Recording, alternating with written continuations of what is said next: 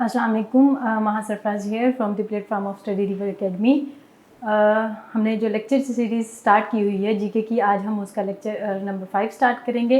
और हमने एक कॉन्टिनेंट जो स्टार्ट किया हुआ था वो था नॉर्थ अमेरिका। हम उसकी कंट्रीज़ को पढ़ रहे थे। पहले यूनाइटेड स्टेट्स ऑफ अमेरिका हमने पढ़ा था। अब हम उसकी साथ ही एक नेबर में कंट्री है कनाडा, हम उसके बारे में पढ़ेंगे। ठीक हो गया। तो कनाडा की आज हम जो उसके इम्पोर्टेंट हैं पॉइंट्स जो पेपर के अंदर पूछे जाते हैं वही सिर्फ आप लोगों के साथ डिस्कस करूँगी। सबसे पहले ये है कि कनाडा जो है इसको लैंड ऑफ लिलीज़ भी कहते हैं, लैंड ऑफ स्नो भी इसको कहते हैं। ठीक हो गया। कनाडा का कैपिटल ओटावा है और ये 1857 के अंदर बना था। मैंने आप लोगों के साथ पहले भी शेयर किया हुआ है जो हमारी करंट अफेयर्स की सीरीज़ होती है उसके अंदर।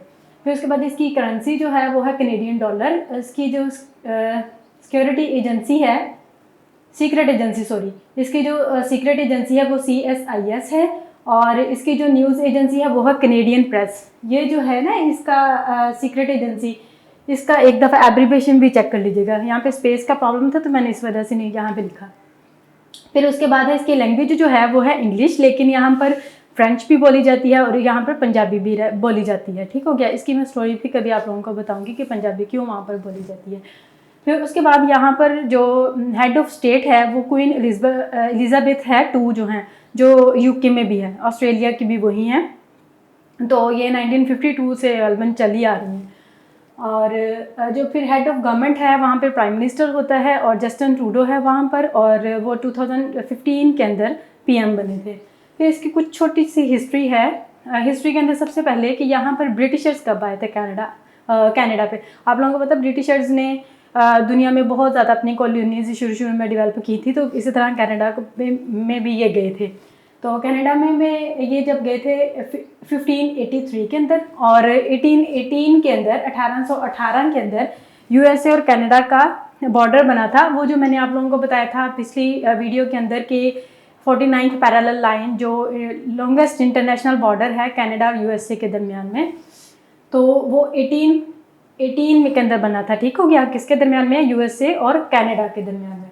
फिर उसके बाद है 1857 में इसका ओटावा कैपिटल बन गया था। फिर उसके तकरीबन 10 साल बनते हैं। उसके बाद 1 जुलाई 1867 के अंदर इसको इंडिपेंडेंस मिल गई थी, मतलब ये आज़ाद हो गए थे।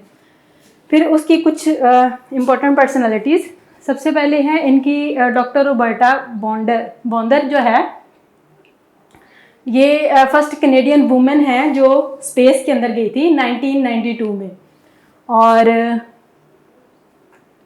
फिर उसके बाद है किम कैम्पबेल जो है, ये फर्स्ट कैनेडियन PM है जो लेडी PM। ठीक हो गया। ये तकरीबन 1993 के अंदर बनी थी।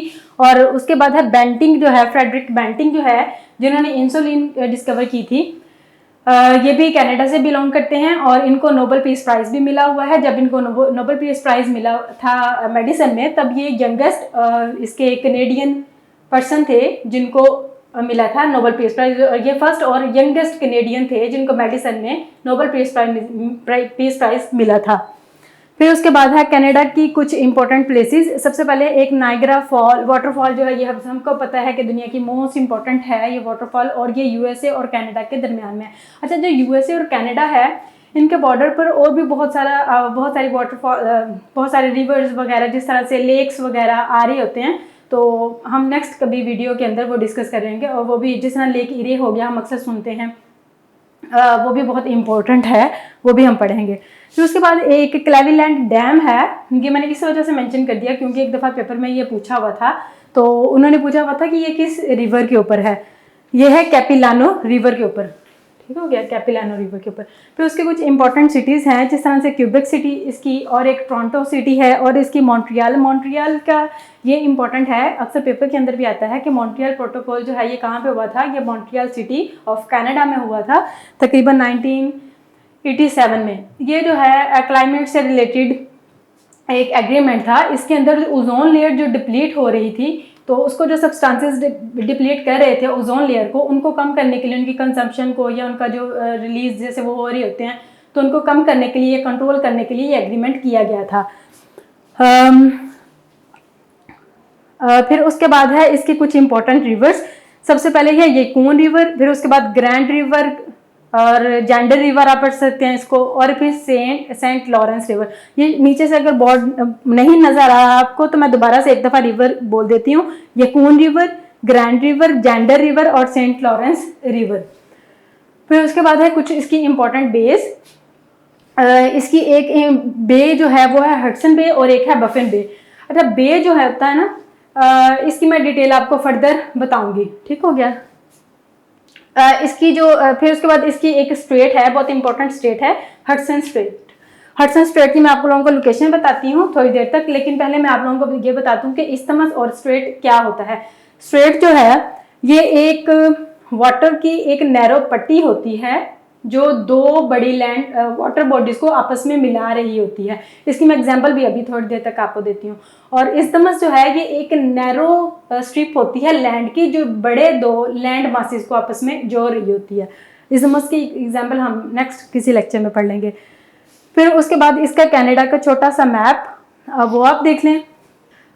फ्लैग जो है कनाडा का, उसके ऊपर भी मैपल लीफ बना हुआ है।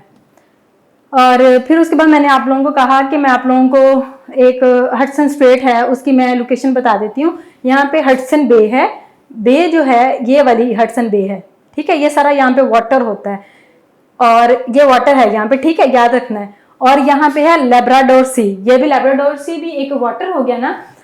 तो जो हडसन स्ट्रेट है ये दो पानियों को आपस में मिलाती है। मैंने आपसे कहा है स्ट्रेट एक नैरो पट्टी होती है जो दो पानी के बॉडीज को आपस में मिला रही होती है।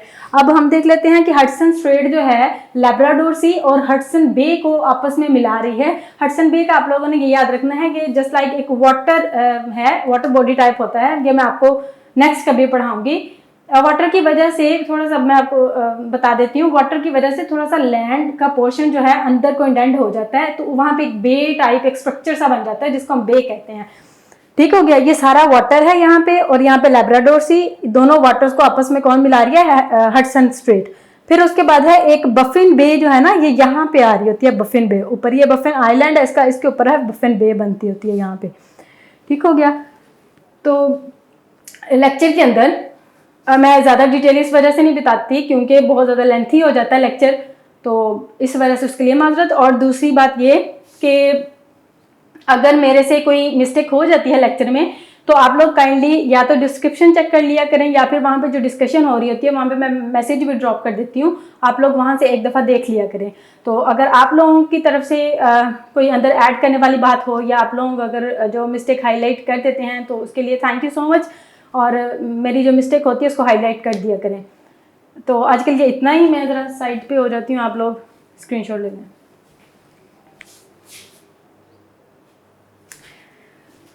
ओके जी, अल्लाह हाफिज़।